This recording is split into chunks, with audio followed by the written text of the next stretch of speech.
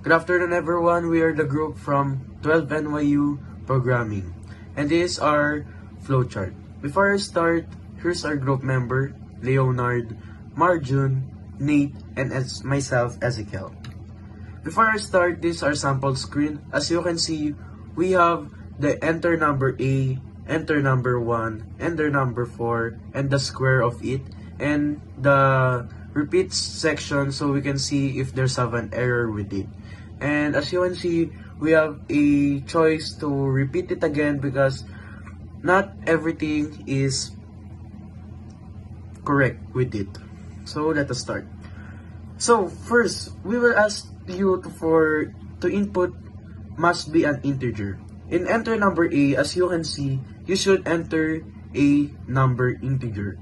It cannot be a letter or anything else because it needs to be 2 or more. And the enter number 4, our input itself is valid. The square will appear in the program in our sample screen. The answer and is suddenly replaced with hashtag. This is the hashtag in our square. And then we will ask if we want to try again, and then if the input is wrong again, we will ask the user to try again, which is here after the square.